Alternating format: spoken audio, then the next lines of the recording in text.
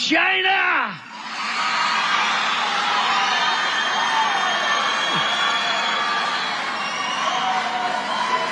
Crazy.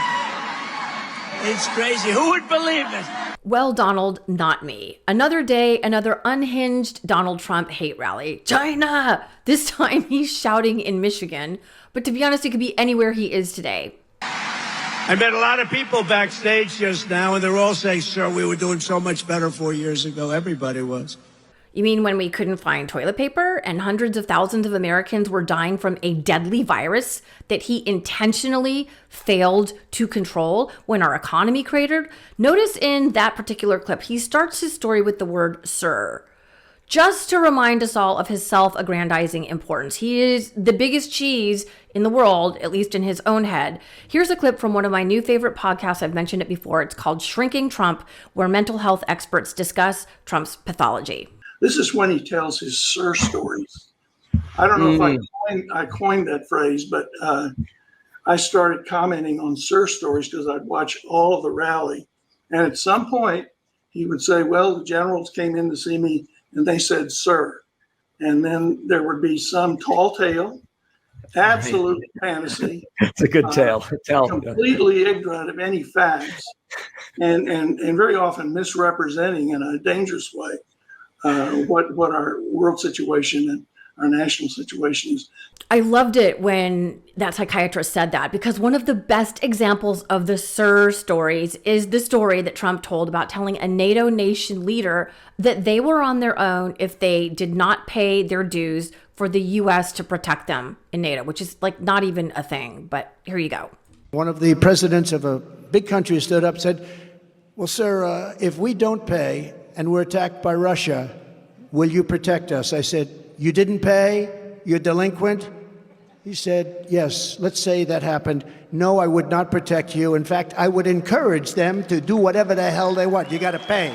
He pretends to be this stellar negotiator. He is a terrible negotiator. He is a terrible businessman. He has bankrupted virtually anything that he's ever touched. And in this next clip, he's talking about how he got the president of Mexico to agree to send him thousands of troops, apparently to control the border. I'm not exactly sure because his story is so winding and nonsensical. It's hard to figure out what in the heck he's saying. Anyway, he starts talking about a mystery Mexican man who is wearing a beautiful suit. I mean, what in the world? And I had it out a little bit with the president. I said, listen, you and I are friends. Just send me a negotiator, please. And they sent a man, and you've heard this. I told it a couple of times. A handsome man from Mexico, tall, dark, and handsome. He was wearing the most beautiful suit I've ever seen. And I wanted to ask him, who is your tailor? But I said, that's not a good way to start a negotiation. It's just so completely bizarre. Now, in this next clip, psychologists and psychiatrists discuss how Trump's antisocial personality disorder, which is psychopathy, is masking his evolving dementia. It totally made up and bizarre. And so actually, Trump's psychopathy has been the greatest camouflage for his dementia. I agree. Right? Because he says something crazy. Oh, well, he's just lying again. There he goes again. There he goes again, lying. As if lying, as long as he's only lying, we're okay. As long as he's, But you know what? On Donald Trump's best day, when he is the clearest and his best self, he is a total psychopathic liar. Which means on his most sane day, guys, Donald Trump is still a cold-blooded psychopath. I've said he was one years ago, when he had first ascended into the presidency. And that's just based on my own study and fascination with the criminal mind. I love reading about psychology and criminal minds. And then there were some viewers, I think I said it in a video, who were like, no, that's not what he is. But here are clinical psychologists and psychiatrists who are saying it. Yes, they are, for lack of a better term, diagnosing Donald Trump with his psychopathy. And a psychopath, for those of you who don't know, is someone who is supremely narcissistic, devoid of all empathy. And they usually have a sadistic side where they actually enjoy sort of getting off on the suffering and humiliation of others, in addition to lying as they breathe. Basically, all serial killers are psychopaths, hedge fund managers, and definitely Marjorie Taylor Greene.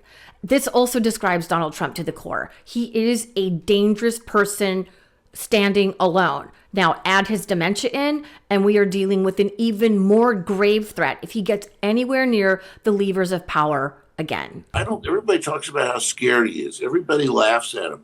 I really think that the danger we have, and I know you guys were laughing at him too, and I don't like to laugh at him because he is a dangerous person. Like I said, psychopaths lie as they breathe. Many of the things we did, they wanted to end.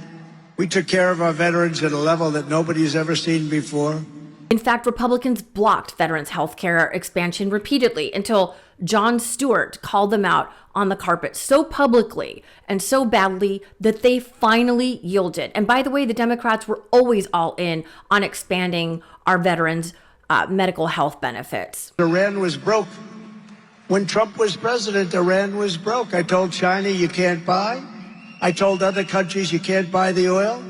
Iran was broke. They were ready to make a deal. We would have made a deal. We would have been very fair. We would have made a deal. And now Iran is rich as hell. They have $250 billion, which they made over the last 3.5 years. They're a rich country now. Here we go again, more lies. In fact, it was Donald Trump and his administration who dissolved the Iran nuclear arms treaty, thereby allowing Iran to develop nuclear weapons. It was his administration that basically gave Iran the keys to more power. Insane asylums, they're mental institution, and our country's being turned into a dumping ground, and the entire world is laughing at us. They say, how stupid are the leaders of America? And they are stupid. Here's a statement from the German chancellor who just met with President Biden at the G7 summit in Italy. Here's what he said, quote, President Biden knows exactly what he is doing and will likely win the election. And he went on in this sit-down interview with the journalist to talk about how incredibly versed and competent and knowledgeable President Biden is about foreign affairs. Islamic terrorists into our country, or you can have a president who throws radical Islamic terrorists the hell out of our country and gets them out fast. Notice in this one, he's slurring. You can just tell his brain isn't functioning on all cylinders, and he's spinning yet another lie. It was Trump who invited leaders of the Taliban to Camp David, to hang out, to be validated. He also turned a blind eye when Vladimir Putin put bounties on American military service members in Afghanistan. He does not care about our men and women who serve our military, not at all. And while President Biden is leading a booming economy, S&P 500 and NASDAQ hit record closing highs for a fourth session in a row on Thursday. This is what the criminally convicted presumptive Republican nominee is focused on. Just went off the CNN.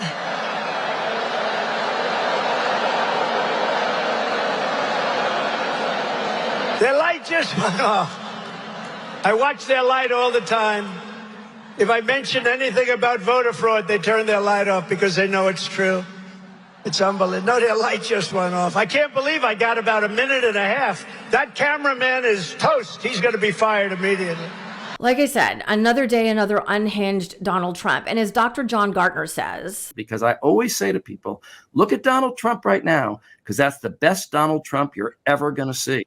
Because dementia is a deteriorating illness, and his rate of deterioration is accelerating. And yet the press, including this New York Times reporter, her name is Katie Benner, always seem to excuse Trump's crazy behavior. Years ago at this point, but, 8 years ago, so I can't because he's not the president. So basically, Joe Biden's pushing up against the fact that as president of the United States, he's always going to be monitored by a press corps or press pool, and everything he says is publicized. Donald Trump has the huge advantage of being able to pop up whenever he wants, throw out a couple of shark questions, and then disappear, which Joe Biden can't do. So.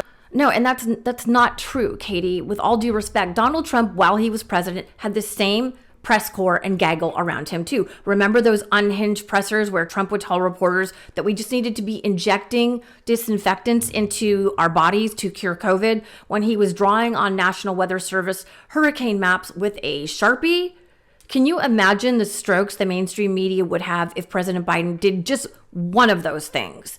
By the way, President Biden is having one of the most successful presidencies in terms of policy accomplishments of any president since FDR. Infrastructure projects across the nation. He's expanded Medicaid and Medicare benefits. He's lowered the cost of insulin and asthma inhalers. He broke OPEC's monopoly on oil prices. He reversed the recession path that Trump left us with. He's enacted the first massive climate action in history, appointed more women and judges of color to the federal bench. He's unified NATO after Trump essentially ruined America's reputation on the global stage. I could go on, but I literally don't have time to list all of the Biden administration's accomplishments and what a tremendously successful first-term presidency he's having. Yet, do you hear the mainstream media tell us that? No, they're just focused on how old President Biden is. And they are also normalizing Trump's behavior.